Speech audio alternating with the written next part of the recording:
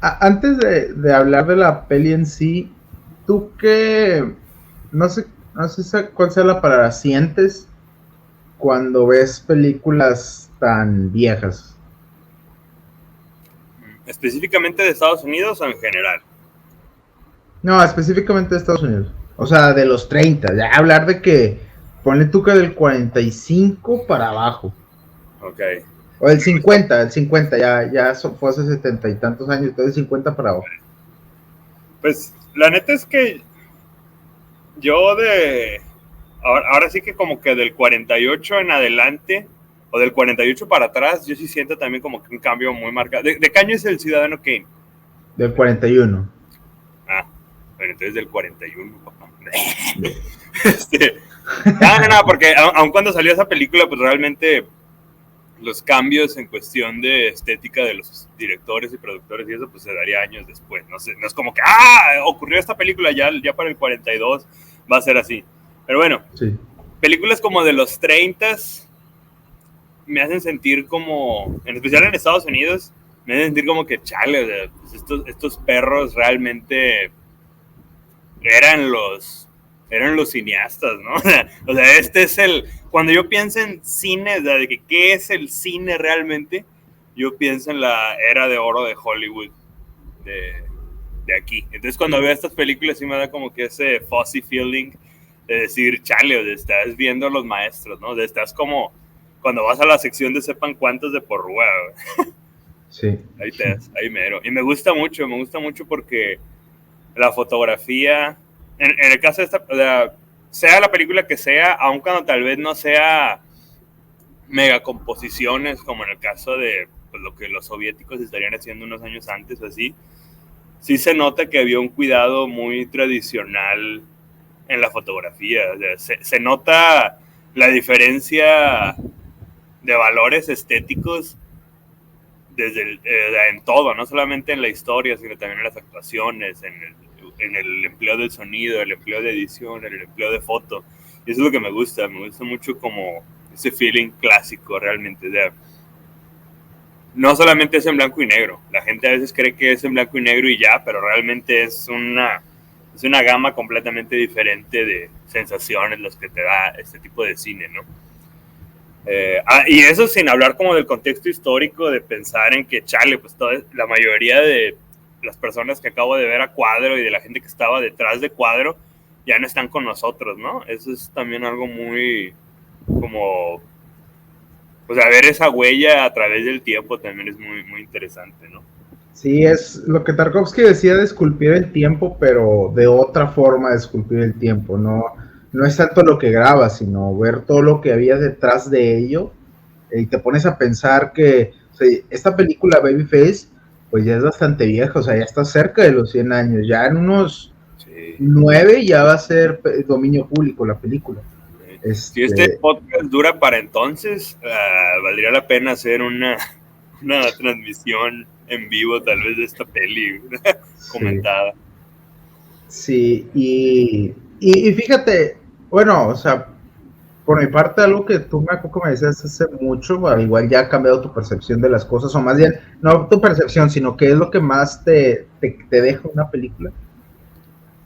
Eh, Estas películas, específicamente el Golden Age de Hollywood, se sienten como una ventana hacia otro mundo, hacia unos cuentos, ¿no? Sí, De que te sí, venían sí. unos cuentos perfectamente hechos y Un calibrados. folclore de la modernidad, ¿no? Sí, Casi, casi. o sea, no deja de ser, no en vano aquí estamos viendo cómo ellos van construyendo su sistema de valores. Que a la par, o sea, las películas se construían a la par del sistema de valores que construía lo que después terminó siendo el sueño americano. Que de hecho eso es muy De hecho, importante.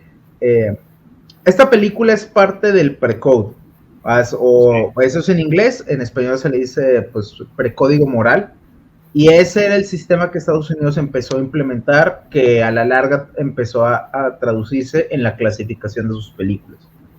¿Y Sí. qué se les dice el precode? Pues simple, más bien, ¿a qué se le llaman las películas de precode? Son las películas anteriores a que se crearan estos sistemas. Entonces, más o menos como del 33, 34, y justo estaba leyendo que esta película es muy importante por eso. En las películas hacían lo que ellos querían. Ellos tenían total libertad de mostrar y hacer y deshacer y decir lo que ellos quisieran hacer en sus películas. Pues a veces están muy raras porque se ven como muy infantiles o tienen partes muy infantiles, pero luego tienen partes muy fuertes y luego tienen partes muy perversas inclusive. Pero eso es lo que hace tan especial este cine, y es un cine que no va a volver a existir. Nunca va a volver a existir un cine pre-code, nunca, y eso es más específico en Estados Unidos que en otros estilos de cine del mundo. Nunca va a existir un cine como este. Entonces, por eso es que es tan interesante ver estas películas. Woody Allen tiene una película que no es de las más famosas, pero tampoco es de las más olvidadas, que se llama... no, se me fue el nombre, pero es una película de una muchacha que vive en la Gran Depresión y que su esposo la golpea. Entonces va al cine y en el cine ella ve a una película de un actor del que se enamora y el actor sale de esa película. Y la película se trata de que los personajes de las películas renuncian a las películas en las que están y dejan de salir de la nada. La Rosa Púrpura del Cairo, se llama esa película. Ah, ok. No la he visto, sé que es un clásico de Allen. Bueno, sí, siempre estaba en Mix Up ahí la portada, pero nunca la compré. Y se trata justamente de una mujer que está viviendo pues, la época de la Gran Depresión, la está viviendo pues, dura, life's hard, y va al cine a poder ver un mundo aparte, a que le contaran un cuento, y ella se sentía que era su refugio personal. Entonces, así es como yo siento estas películas. Y obviamente, pues ya claramente los problemas que había en México eran completamente diferentes a los de Estados Unidos. Si veíamos películas de esos años, pues todas eran las películas de la Revolución. Ni siquiera se acercaban a lo que era Babyface o El Halcón Maltés o algo así. Entonces, sí es un cine muy especial por esas razones. Digo, igual todos los cines tienen lo suyo que lo hace especial. Nosotros igual vemos esto con más cariño, con mejores ojos, porque estamos más acostumbrados al cine gringo, pero pues claro que todo el mundo va a ver cosas especiales en otro estilo de películas. Claro, además de que películas como estas, o sea, no solamente tienes unos clasiquísimos en la historia del cine que solamente se pudieron hacer gracias a que todavía no existía el código moral, como pues Drácula, Frankenstein, King Kong y todo eso, sino que también te deja ver como que era lo que tal vez era considerado inmoral en esta época. O sea, hay muchas películas de la era del pre-code que literalmente se llaman así como divorcio, cosas así, ¿no? O sea, había la ladrona, ajá, o sea, cosas que tal vez no, bueno, no estoy seguro. Reefer Madness creo que no es de la era del pre-code, esa más bien entra en otra pero categoría. Por ahí era, o sea, es la de los vatos que están fumando mota, ¿no? Sí, pero esa más bien, o sea, ahí más bien con lo que se salvaban, más que con el pre-code, era en decir que era cine con la intención de moralizar, ajá, de semidocumental y para moralizar sobre un problema que existía, pero tenían la intención también de hacer como explotación en su momento, una especie de inicio de la explotación, de que, vamos a ver estas películas que se tratan sobre las tragedias, bueno, sobre la gente que fuma marihuana y ese tipo de cosas, ¿no? Pues Freaks es pre-code también. Freaks es pre-code también, sí, mucho del primer cine de terror estadounidense es pre-code, o sea, no, y de hecho no estoy muy seguro, ahora que lo pienso, películas en la era del code americano de terror, ¿cuáles serían? Me imagino que la del fantasma de la ópera, pero la versión a color, que de hecho es medio inferior comparada con la versión muda, ese podría ser como un ejemplo. Inferior. Sí. Yo creo que el code, digo, tendría que investigar, pero hasta donde yo me acuerdo no hay tantas películas como que muy icónicas, así como las que fueron las de Universal. Pero la de I Walk Into the Zombie es ya del code, y la otra, la de Cat's People, pues también es Cat's People, ¿verdad? Es que más bien lo que pasa es interesante también, porque esas películas no eran Hollywood 100%, güey. O sea, es que el cine de terror, el cine de terror de la época del code, ahí fue cuando se empezó a cimentar el cine serie B. Eso es el cine serie B de terror. Las películas de Ed Wood es cine serie B. tal cual. Y eran películas de terror de su tiempo, pero ya cuando, sobre todo por los temas, o sea, ya no podías hablar con tanta libertad de lo que tú quisieras. Sí, no, pues por eso también se iban como que a temas más escapistas, de que ciencia ficción y fantasía y todo eso. Pero sí es cierto, también por eso había mucho mucho cine de terror serie B, porque pues no podías contar con el financiamiento de los grandes estudios para poder contar este tipo de historias violentas, ¿no? De hecho, esa también es como la importancia de películas como Psicosis, que es como que es de las pocas veces que realmente un cineasta de prestigio decide hacer una película violenta, ¿no? O decide hacer una película que desafía el código. Que cuando hablamos del código, nada más como para la gente que no haya tal vez entendido a lo que nos referimos, es tener un código así como que de, estamos de acuerdo todos, ¿no? O sea, era legal, ¿no? O sea, era como, bueno, no legal de que te metían al bote si no le seguías, pero digamos que te cerraba muchas puertas en cuestión de distribución, te cerraba muchas puertas en cuestión de contratos y todo esto, si no seguías una regla como de 10 mandamientos ahí que tenían. Sí, pero legalmente esos datos ya podían cortar películas si ellos querían. O sea, ya podían tomar acciones legales tal cual, ya después de que se instauró. O sea, bueno, simplemente, tal vez censurar, no sé, pero ya podían, las clasificaciones, ya ahora sí ya no podías dejar que un niño entrara a ver una película de cine negro, por ejemplo. Y en los 20 y 30 sí podían, quisiera verla, la podía ver. Claro, de hecho, hay una película que es biográfica sobre Hitchcock, no es muy buena realmente, sale Scarlett Johansson, es sobre cómo Hitchcock hizo la película de Psicosis, y de hecho la protagonista es, o sea, la que es la protagonista de Psicosis, que ahorita no me acuerdo cómo se llama, la actriz, está interpretada por Scarlett Johansson.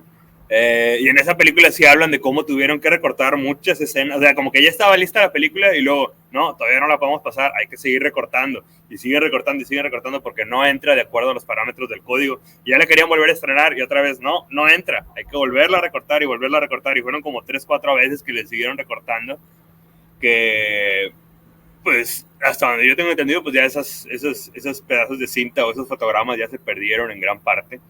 Pero sí, o sea, todavía Hitchcock era como que uno de los que iba como en la línea del código, ¿no? Sí, y ese código impactó al resto del mundo. Mucha gente, por ejemplo, mucha gente tiene la sensación de que en el cine de oro mexicano no pasa nada o son películas muy inocentes, pero era porque se les notaba que tenía ahí el código tal cual, o sea, donde le metían la tijera. O sea, yo creo que lo más representativo es lo que hicieron las películas del Santo, de los luchadores, que les cortaban todas las escenas súper sangrientas que tenían porque no la podían pasar, o muchas veces en esas películas no pasa nada a comparación de lo que se habla, y es porque también tenían todos estas cosas. Eso lo podemos ver en todo el cine del mundo. O sea, hay películas que hasta tú puedes leer de qué se tratan y dices, va a estar súper fuerte, y tú la veías y no pasaba nada.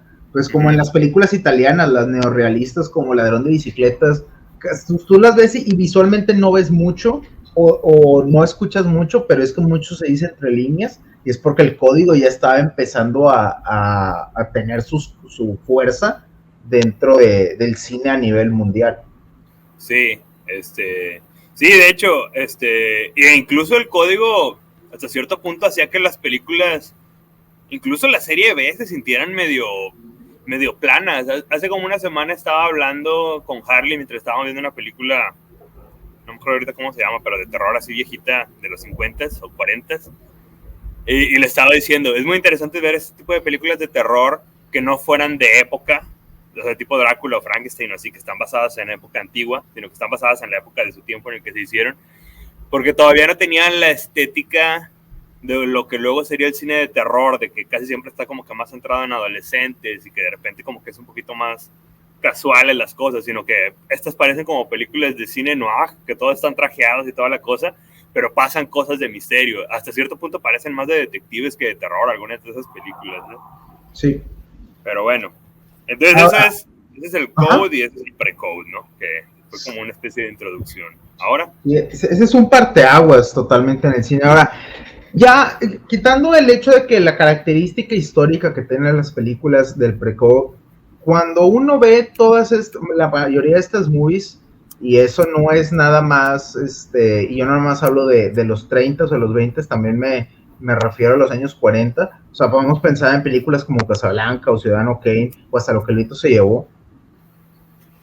Esas películas a mucha gente ya no le llama la atención verla. De hecho, yo vi Casablanca con mi esposa hace como un año y resultan muy aburridas porque se ven muy poco originales, o sea, se ven muy cliché. Pero hay que tomar en cuenta que estas películas son los que pusieron esos clichés. Entonces, también es interesante ver estas movies porque ahí es cuando se dan cuenta cómo ciertos elementos se los fueron metiendo a la población poco a poco. Entonces, eso yo lo hace muy valioso porque vas dando, es como descubrir el hilo que va, como si estuvieras buscando el hilo que llega a una puerta, ¿no? Como diciéndote que, mira, es que aquí es donde puedes darte cuenta los esbozos de una fin fatal, te puedes dar cuenta de dónde empezó los personajes de las mujeres, de las chick flicks, por ejemplo, todo eso, entonces es bien interesante, y es bien interesante también darte cuenta lo diferente que eran las películas antes. Porque, por ejemplo, una vez estaba, bueno, pues ahora con esto de Furiosa, que mucha gente decía, ay, no, es que ¿por qué quieres ver Furiosa? Una película de mujeres, antes eran puros hombres y que no sé qué y tal. Pero tú te pones a ver las películas pre-Casablanca y las morras eran las que tenían el poder absoluto. O sea, Babyface, Scarlett O'Hara, estas personajes eran las que tenían el control total del Marlene Dietrich, estas personas tenían el control total de las películas. Entonces también resulta interesante cómo verlas y darte cuenta que era completamente diferente el cine y lo que contaban antes y cómo a partir de ciertas películas que fueron booms, fueron construyendo personajes que hoy en día, o historias que hoy en día ya son tan diferentes. Sí.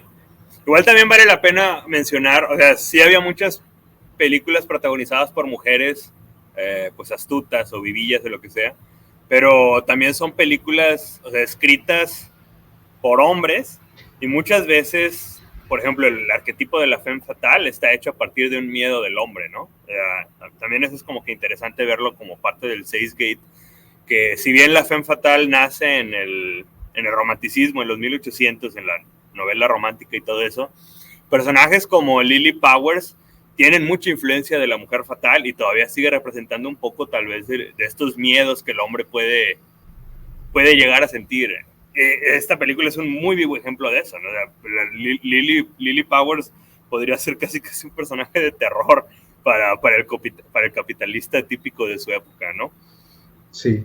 Ahora, antes de ir, ¿de qué se trata Babyface? Para los que han llegado hasta aquí, no la han visto o les llamó la atención, pues simplemente que alguien hablara de una película del Precode.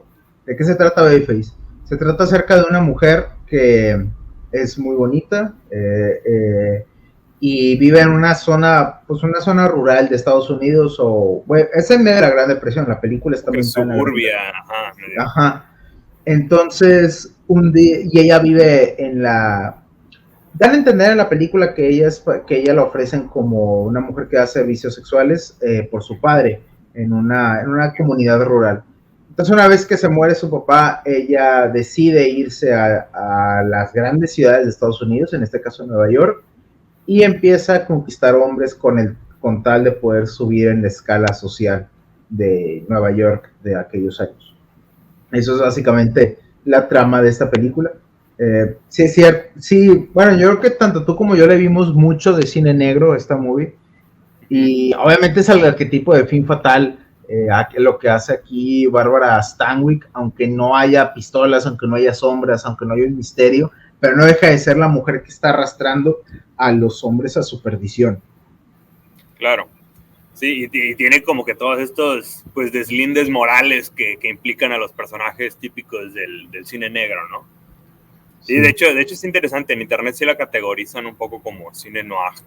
Y pues es que era parte como de o sea, si bien no es de detectives o de policías o lo que sea, pero pues era la estética de su momento, ¿no? O sea, de hecho, es que no estoy seguro si el cine noir luego le ganó al cine de vaqueros o si simplemente estaban a la par. De hecho, no. De hecho, creo que el cine noir ya existía el cine de vaqueros, pero aquí, por ejemplo, tenemos a John Wayne. John Wayne sale en la película, pero era antes de que John Wayne fuera famoso, ¿no? Pero que era antes como del cine de oro de los vaqueros. hasta cierto punto. Es que esta película es antes inclusive de que John Ford fuera famoso. Frank Capra y esos directores como de esas películas, esto es antes, John Huston, todos esos nombres, esto es mucho antes que esos directores, así es, sí es muy vieja la película, la verdad sí es muy, muy vieja. Entonces, pero tuve sí la es muy... oportunidad de verla en una versión remasterizada que se veía muy bien, por cierto. Sí, yo también la vi en la versión remasterizada. Muy, muy, muy chida. Que de hecho me estaba enterando, o bueno, yo lo leí por ahí, no sé si tú leíste lo mismo que yo. Esta película sufrió un recorte de 4 minutos originalmente. Okay. Y esa fue la película que se mostró. Esa dura 1 hora y 10. Y en los años 70 se encontró la versión completa, o sea, los 4 minutos que le habían quitado. Y esa es la versión que nos quedó para nosotros. Es la versión que tú y yo vimos. O sea, y de hecho lo interesante es que la película la encontraron y estaba perfectamente bien conservada. O sea, pues normalmente las encuentran en muy mal estado, pero esta estaba muy bien, muy bonita, y la pudieron remasterizar. Pues tú y yo el trabajo que vimos, está preciosa la movie, preciosa. Sí, si algún día la ven en Blu-ray, no lo duden. Sí, y si la van a buscar en internet, busquen la mejor calidad posible, no la vayan a ver. Sí. No lo vayan a ver chafa, porque si hay en otras partes donde está con muy mala calidad, pero pues ahí si la escarbas la encuentra, el que la busca la encuentra. El que busca encuentra. Qué loco, no sabía eso, porque me ha tocado ver películas que luego les encuentran metraje perdido como Metrópolis, y sí se nota luego el metraje que encontraron, todo jodido. Sí, o sea, se ve como que salta la imagen, ¿no? Ajá. Pero no, en este caso no, sí se ve muy bien la película. Qué loco. Y bueno, ¿te gustó? Ahora sí ya, hablando de la película, me gustó, sí, me gustó mucho. La verdad es que no... Perros, ¿verdad? No esperaba que me fuera a gustar tanto. Yo pensaba que iba a ser un melodrama. O sea, yo sí me lo estaba imaginando con un melodrama como los melodramas que hacía María Félix. No menospreciando a María Félix, pero pues el cine mexicano, con influencia del cine español, tiene una tradición muy diferente a lo que estamos viendo aquí. Realmente esta es una película cerebral, me atrevería a decirlo. O sea, realmente sí tiene... Pero sí le puedes hacer unos análisis ahí medio muy profundos a los que tal vez nosotros esperamos poder llegar en esta hora que nos toque hablar de la película. Sí me gustó mucho, me gustaron mucho las actuaciones. Esta Bárbara Stanwyck es muy buena actriz. Yo nunca la había visto antes en ninguna otra película, o al menos no recuerdo haberla visto antes en ninguna otra película. Y me gustó mucho como la femme fatale, Lily Powers, ¿no? Se lleva la película. Hay un punto en el que siento que de repente, aunque ella en teoría es la protagonista, siento que se va un poquito de lado y parece que más bien la película se vuelve como pelotitas de los protagonistas masculinos, pero aún así pues cuando ella sale a cuadro pues sí está muy bien. Sí, de repente el personaje de Lily Powers, si bien es la protagonista en la película, te la venden como la protagonista, hay un punto ya cuando llegas como la mitad de la película en la que ya más bien se vuelven como las situaciones de los enamorados de Lily Powers y cómo a poco empiezan a padecer o empiezan a pues sufrir por los estragos en los que Lily los mete, ¿no? Pero pues siempre Lily sigue siendo como la protagonista, y si hay un punto ahí en el que, de hecho, pues al final ahí tiene como que un arco de redeem que yo siento que es lo más débil de la película, por cierto, y yo creo que hasta el director ha de haber sabido que eso era lo más débil, pero pues era necesario, porque pues incluso en la era del pre-code yo creo que no lo podías mostrar todo, ¿no? Al 100%. O no sé, ¿tú qué es lo que opinas en general de la película y tú qué es lo que opinas del final? No, de hecho a mí al final sí me gustó. O sea, se me hizo muy burdo la manera en la que desarrollaban las cosas. Se me hizo muy, pues sí, muy brusco. O sea, el hecho de verlo encontrado al rato medio muerto que se lo veía en la ambulancia, se hizo muy como... Pero la acción que tiene la redención se me hace interesante, porque es hasta cierto punto una manera de... Eso obviamente es una crítica al capitalismo, de cómo, o sea, cómo estas personas de cómo ella se ve a sí misma como una máquina, una tragadinero y demás, pero pues, en cuenta ella también tiene su corazón, sí, y esa es una crítica al capitalismo. O sea, como en ese entonces, en la Gran Depresión, Y no era nada más, cuando ya empezaban a hablar de números de Wall Street y todo eso, pues ya se empezaban a ver a las personas como números meramente. O sea, tienes una máquina, una fábrica de operaciones, ¿cuántas personas tienes? Esto es lo que puedes producir y todo lo que se sabe el tema, ¿no? Sí. Y el hecho de que esta persona al final diga, no, o sea, yo tampoco no soy parte de esta filosofía de vida. O sea, yo al final de cuentas tengo mi propia individualidad. Se me hace más interesante, se me hace, bueno, es que lo que pasa con el final, lo que yo creo, pues es que ya la vimos 90 años después de que se hizo, y ya ahorita ya se nos hace muy, pero y en general toda la película la estás viendo y estás muy, pues obviamente ya sabía que eso iba a pasar, pero yo creo que en su momento sí debe haber estado más chido. Sí, o sea, obviamente sí fue shocking, pero sí, o sea, el problema que tiene el final sí es cierto, tiene mucho que ver como con la época en la que se hizo.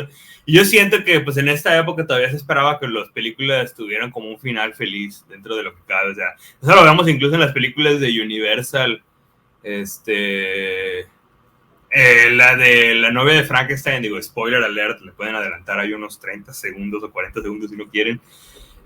Al final de la película parece que todo se va a destruir y que el doctor Frankenstein se va a morir junto con Frankenstein y lo que sea, y justo al mero final llega la esposa del doctor Frankenstein y lo salva, y Frankenstein, y el monstruo le dice de que no, tú tienes que vivir, tú tienes que ser feliz, ¿no? O sea, como que siempre en esta época, por más que pareciera que va a ser trágico, el final, la mayoría de las veces se resuelve, ¿no? De hecho, me recordó mucho al final alternativo que tiene la película de Los Olvidados, o sea, no estoy seguro si has visto ese final alternativo, o sea, no. Incluso en la burdeza en la que está hecho.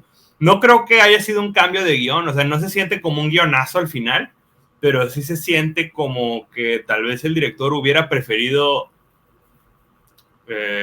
no sé si una de dos, o prefería hacer algo distinto, pero es que también lo que tú dices tiene mucho que ver, o sea, también incluso el hecho de haber elegido el amor antes que el dinero parece ser un acto de rebeldía o un acto de, como de, chale, es que, o sea, está bien,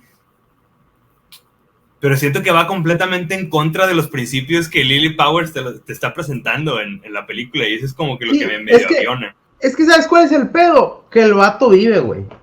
Ese es el pedo. El pedo es que dice, o sea, se salió con la suya la ruca al final.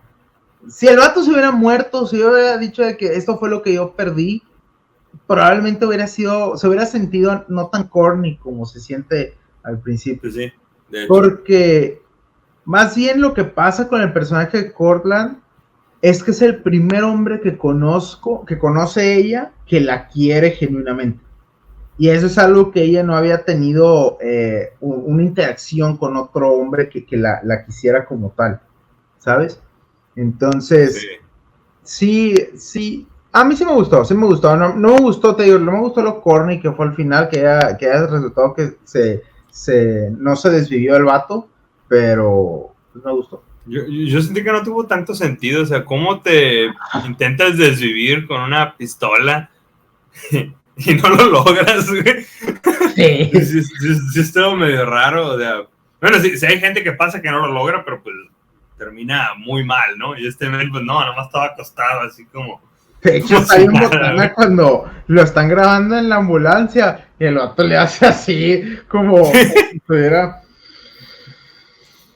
No, y luego no, lo que sí me da un chingo de risa es que cuando pasa eso, se cayó el dinero. O sea, es que sí está bien pata la forma en la que está hecho el final, porque se le cae la valija del dinero y el enfermero le hace, oiga, eso es suyo, ¿cierto? Y dice, sí, pero ya no importa. Y enfocan y es un chingo de lana. No es suyo, ¿verdad? Matanga, ¿verdad? No, yo me imagino ahí al futuro esposo, güey, o esposo, creo que sí se casan, al esposo de que, no, sí lo necesito para que me perdonen, güey. Porque de verdad literalmente necesitaba $500,000 para poder salir del pedo ese en el que se metió, güey. Sí, entonces, te digo, para mí el problema con ese final es que es muy corny, es todo lo que está hecho se siente muy melodramático, muy dramático, pero... Sí. De hecho, me recuerda un poco al final de Metrópolis, de cuando ya la chava se avienta el discurso de entre el puño y la mano se tiene que unir el corazón, ese tipo de ondas. Pero todavía siento que en esta película es todavía más corny. Pero el mensaje es relativamente el mismo. O sea, es como que el amor prevalece un poco más allá del capitalismo, ¿no? Un poco. Pareciera ser. ¿Qué más? ¿Qué más podemos decir de la película? Se me hizo muy interesante. O sea, de hecho, cuando la estaba viendo, le mandé un mensaje a Paco de que, oye, no llevamos ni 15 minutos y este pedo ya se puso bien mamón.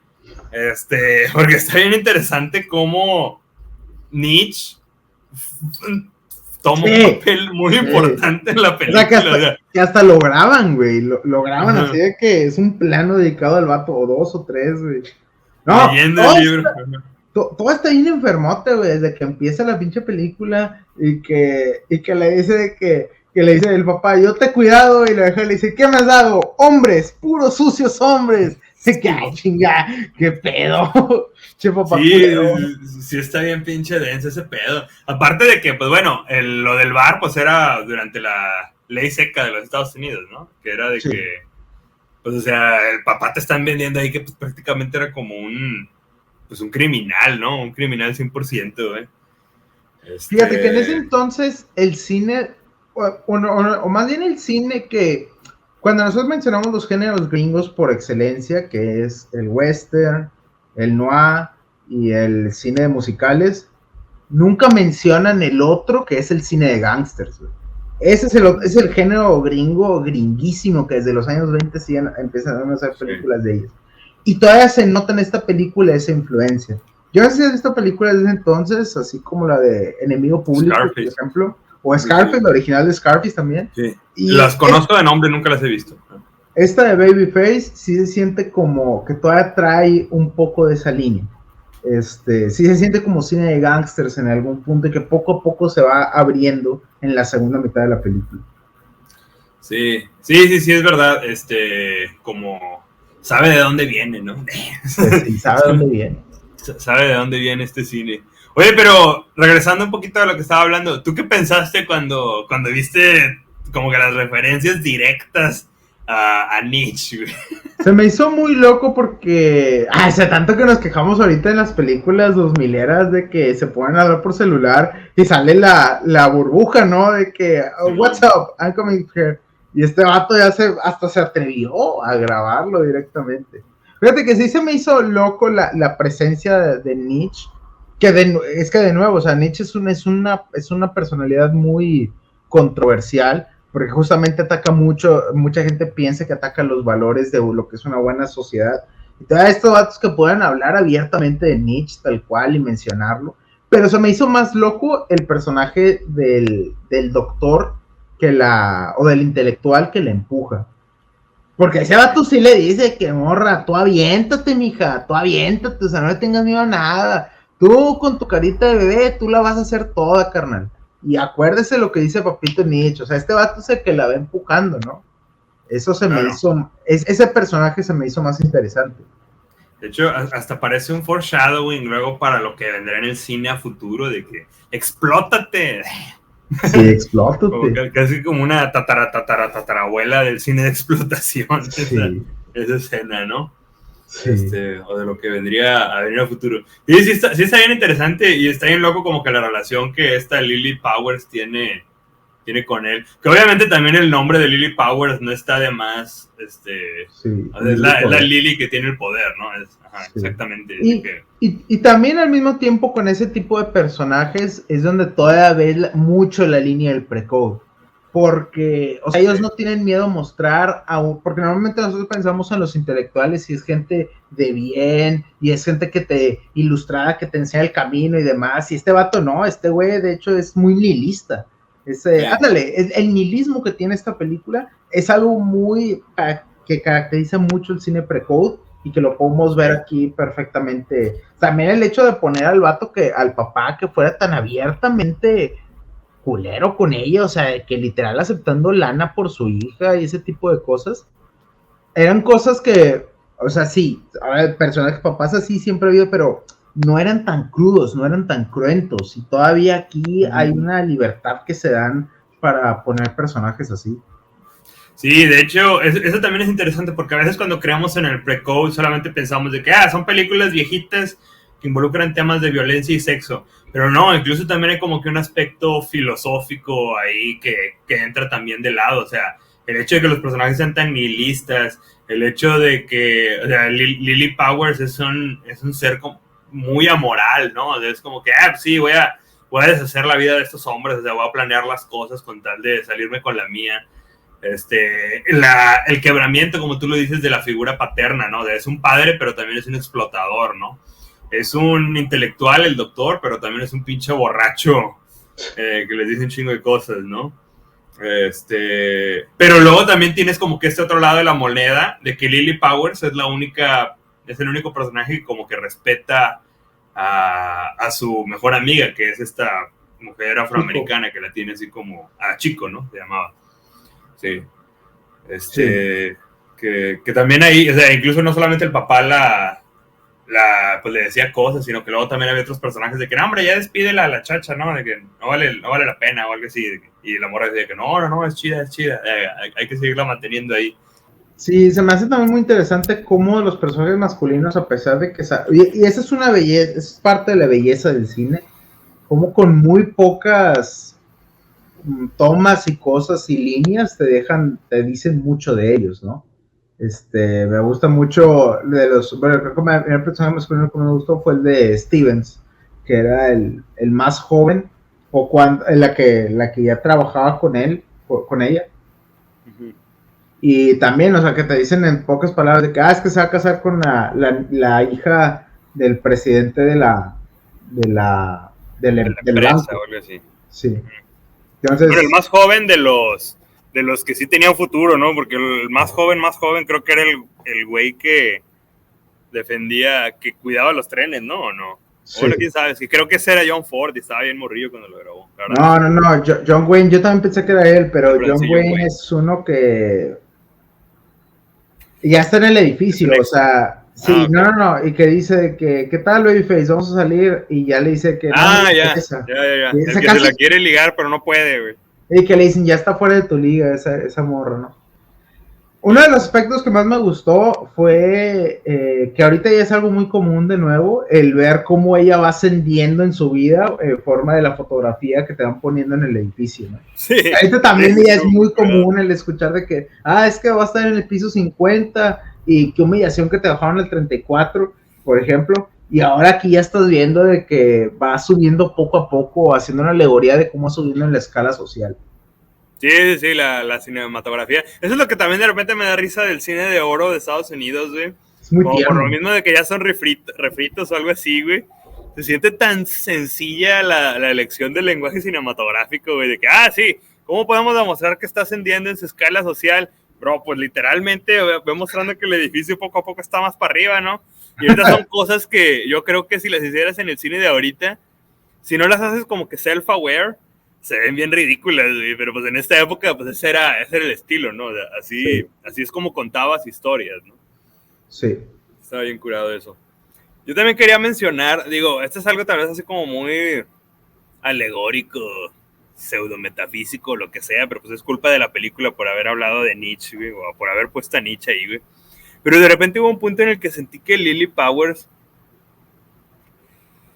pasaba del lado de ser un personaje como de carne y hueso, y se empezaba a convertir más como que en una especie de idea del nihilismo, de la depresión que pudieran estar pasando como que estas personas de clase alta, ¿no? O sea, como que, aun cuando estés en lo más alto o incluso a los de más arriba, les puede tocar este problema de que de repente caen en desesperaciones o se vuelven alcohólicos o se quieren automatar o cosas así, güey. Y Lily es nada más como que la catapultadora de como que de toda esta mugre que tal vez pueden estar viviendo ellos en su vida, ¿no? O sea, se me hizo también como que una especie de crítica al capitalismo en ese sentido de cómo, sin importar tu clase social que tengas, sigues, pues, o sea, tu vida se puede ir a la goma en cualquier momento, ¿no? Sí. Y Lily, pues, es como que la que los mueve. Y el hecho de que al final de cuentas ella trabaja para un banco, que es algo también muy... muy representativo de Estados Unidos y muy representativo de la Gran Depresión. O sea, ¿por qué específicamente en un banco, no? Sí, de hecho a mí me gustaría saber qué es lo que habrán sentido las mujeres de la Gran Depresión viendo esta película, güey. O sea, sí. si habrá generado a unas yo soy esa, güey, esta peli, güey, o qué rollo, o sea, realmente cómo habrá cambiado la forma de ver a las mujeres después de esta película, ¿no? Porque si bien ya existía el arquetipo de la femme fatale, pues, o sea, se necesitaba el cine para realmente llevar esa idea a las masas, ¿no? Porque pues en esa época mucha gente no leía o iba al teatro tanto como ir al cine, ¿no? Era como lo más común. O sea, así como ciertas modas de repente llegan gracias al cine, pues como lo que vimos hace varias semanas con la de Drive, pues no dudo que Lily Powers también haya movido a algunas mujeres o haya asustado. O sea, de que, imagínate, o sea, me estoy imaginando en los años 30, güey, el burguesillo, güey, saliendo con sus morras. Y es de que, tú eres una Lily Powers, ¿verdad? Ya, she literally is me. She literally is me, ándale, exactamente, güey. Sí. Y de que, no te creas tan Lily Powers, porfa. Tú no, o algo así. Y está curadón eso. Ajá. De planos, a mí me gustó muchísimo toda la secuencia de cuando estaban en el tren. Esa secuencia está muy buena. O sea, todo desde que va entrando el vato así, haciéndole así con la lámpara, y ellas están así como nada más sentadas y se les ve el rostro medio blanco. Se ve muy chido. O sea, toda esa secuencia también, el cómo o la morra empieza a cantar y se va alejando, este vato cierra la lámpara, se quita los guantes. Está muy chido. El poco rango dinámico que había realmente, o sea, que ves bien poquito las siluetas de las dos mujeres adentro del tren. Está como que muy bonito, y como nada más se iluminan por el cerillo que tiene esta Lily. Sí, la verdad es que estaba muy padre. Yo siento que la fotografía era muy sencilla, o sea, era típica de su época, no destaca tanto. También estamos hablando de una época previa a la idea del cine. O sea, ya existía el cine como arte, porque los alemanes ya lo habían planteado con el cine expresionista, pero realmente en Estados Unidos en esta época eran muy pocos los directores que realmente estaban como que experimentando más allá de las formas que ya tenían como preconcebidas, ¿no? No digo que no tenga méritos artísticos la película, pero la idea del cineasta del director de cine como autor, pues vendría varias décadas después. O sea, si bien yo creo que Hitchcock ya estaba haciendo películas porque tiene varias mudas, y creo que Ford también tiene algunas mudas,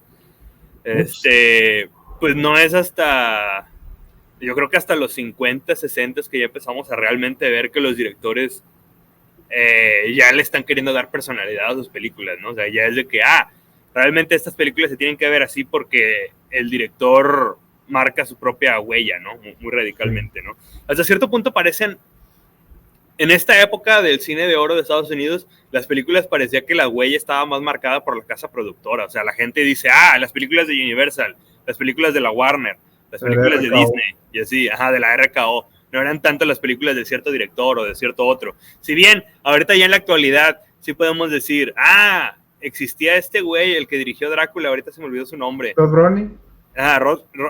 Ese men, que también hizo Freaks, que también hizo esto. O sea, ya en retrospectiva, la gente ya dice, este güey sí tenía un cierto estilo, pero era realmente bien leve, ¿no? O sea, esta película, digo, yo no conozco más de Alfred E. Green, que es el director de la movie, pero no dudo que no destacara tanto comparado con otros directores que tal vez tenía Warner, ¿no? O sea, eran más películas de productora que de director, hasta cierto punto. Sí, de hecho, y había directores, o sea, John Ford, por ejemplo, cuando le preguntaban si él hacía arte, él no se consideraba artista. Ellos no se consideraban a sí mismos artistas, se consideraban contador de historias, pero desde un punto de vista más como folclórico.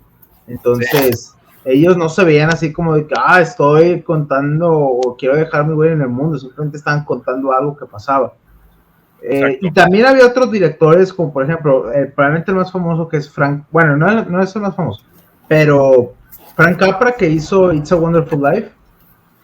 Güey se peleaba mucho con la gente porque justamente no le dejaban que él tuviera la libertad de querer decir de que nada, pues yo quiero hacer esto y esto, De hecho, en teoría, el primer experimento así fue Orson Welles. Por eso Ciudadano Kane sí tiene una... Sí, sí se nota la personalidad del director muy marcada en la película.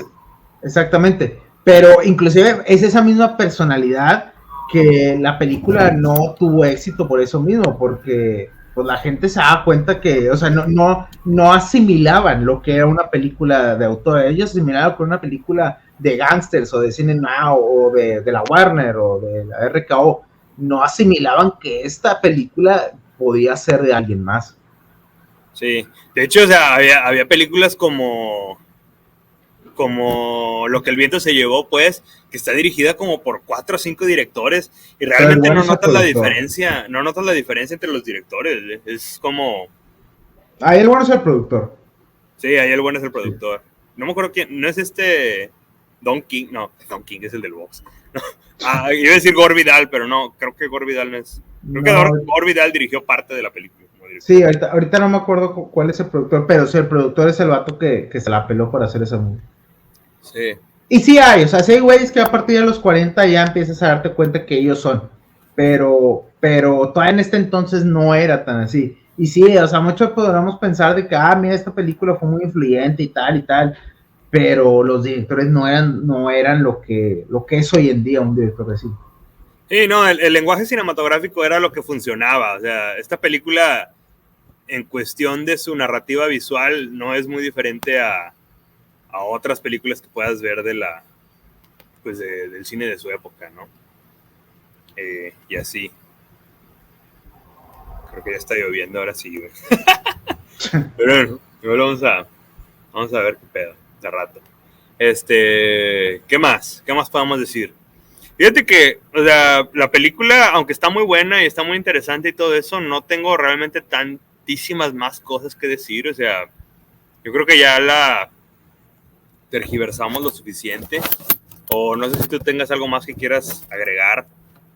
No, pues yo creo que la cosa con este tipo de películas es que, por lo mismo lo que te dije ahorita, son películas que ya son tan refritos actualmente que de repente hay muchas cosas que ya no puedes decir acerca de ella. Se me hace raro que no tenga un remake, hasta eso. O, bueno, o sea, la historia obviamente se ha contado yo creo que muchas veces. María Félix, yo creo que María Félix ha representado el personaje de Babyface en muchas películas aquí en el cine mexicano. Tal vez no como que con este factor tan cerebral nietzscheano como te lo manejan de primer nivel como en esta peli, o no lo sé, digo, tal vez tendríamos que analizarla alguna película como que con esta profundidad de que Doña Diabla o algo así, pero yo creería que las películas de María Félix, por ejemplo, con lo poco que les recuerdo de haberlas visto, están más cercanas al melodrama de la novela realista española que a la novela cerebral proto-existencialista como lo que te estaría manejando esta peli, ¿no? De hecho, yo creo que ahí es donde se marcaría como la diferencia entre la mujer fatal mexicana y la mujer fatal estadounidense, ¿no? Y que viene desde la tradición de diferentes formas narrativas, ¿no? De diferentes países. Sí. Pero pues valdría la pena tal vez algún día analizar una de María Félix, como para ver cómo se compara con Babyface, ¿no? Sí. El nombre me gustó mucho, está matón el nombre de Babyface. Sí, el nombre está muy chido y también esa es otra cosa, o sea, como que el arquetipo de cómo te seduce Babyface es muy diferente al de María Félix, o sea, sí, Bárbara Stanwyck es una mujer muy sensual, pero también se ve muy inocente, ¿no? A diferencia de Félix, que sí es más como que 100% sensualidad, ¿no? Lo que te quiere mostrar en pantalla. Y cambió mucho el arquetipo también de las mujeres, porque inclusive Stanwyck ya después se hizo como pues una cierta diva del cine negro, y ya después ya salía un poquito más apretado, más ajustada, cositas así. Okay. Esta película todavía sigue siendo muy inocente o infantil su personaje, o su forma de belleza más bien. Sí. Que también pues, tiene mucho que ver, regresamos, o sea, tiene mucho que ver con lo que hacían en Estados Unidos ese entonces. Este personaje a mí me recordó mucho a Betty Boop, por ejemplo, en sus como que una niña, que todavía eran angelicales, vaya. Sí, todavía se siente como las mujeres de Charles Chaplin, ¿no? O sea, todavía se siente medio cine mudo, un poquito los arquetipos. Y de hecho, pues sí, es que no tenemos tanto que... Esto ha de ser también de las primeras películas como sonoras, o sea, no exactamente la primera o de los primeros años, pero todavía Hollywood estaba un poquito en pañales en cuestión de eso, ¿no? Sí. Me estoy llenando de sombra. Es porque es cine noir, es cine noir. No, hombre, si ustedes no ven lo que está pasando, pero le puse aquí un paraguas roto a la laptop para evitar que se mojara. Chale, ya les prometo que a la siguiente o me voy a fijar que no esté lloviendo o va a ser en otra parte que esté techada o simplemente aguantarme la hora sin querer salir a echarme un cigarrillo, pero sí, con estas películas con estas películas en blanco y negro es imposible. Por ejemplo, ¿cómo puedes ver la Dolce Vita, güey, sin luego quererte echarte un cigarro, güey? Es que se la pasan fume y fume, güey. Sí. Pero pues bueno, perdón. Bueno, yo por mí yo creo que ya no tengo nada más que decir. ¿Tú? No, yo creo que ya con ya fue todo. Muy buena película, se los recomiendo. También es una película corta, o sea, realmente no hay tanto que hablar de la película porque es muy cortita, o sea, dura hora. Eso a mí me encanta que las películas de ese entonces están cortitas, pero están bien concretas. Está con madre, ojalá hicieran películas otra vez, regresaran a eso, porque chutarte 2 horas y media, como la que sigue, la de Los Ángeles al Desnudo, chutarte 2 horas y media, hijo de su madre, o sea, sí es un punto en que ya no... 2 horas y media, a la madre, me acabo de... 2 horas y media, sí. No, estas películas que duran, cuando tú ves que duran menos de 100 minutos a 95, dices, son joyas, esas están con madre, porque también al mismo tiempo, o sea, cómo funciona en ese entonces. Porque ya existían las películas largas, lo que lo hizo se llevó, y las películas de Griffith eran muy largas. Pero como estaban planeadas para la gente que trabajaba, que salía de sus trabajos en la Gran Depresión y así, o que tenían poco dinero, pues órale, te aventas una película de hora y 10, hora y 20 y ya estás para afuera. Y eso ya te puedes llegar a dormir a tu casa después. Simón, eso para mí está con madre. Sí, es que también actualmente como que tienen esta idea de que, pues... Si voy a hacer que la persona se pare de su pinche casa, güey, para ir al cine, güey, pues se tiene que chutar unas 2 horas y media, porque si no se va a quejar de que, güey, ¿para qué venía o algo así? Es de que, güey, no mames, o sea, a Batman fácil le sobró media hora esa pinche película, güey, la nueva que salió, güey. No era necesario que durara 3 o 3 y media, no me acuerdo cuánto dura, güey, de que, bro, no es necesario, güey. Pero, pues, bueno. Por mi parte es todo, entonces. Muchas gracias a los que se quedaron. No me hagan memes de...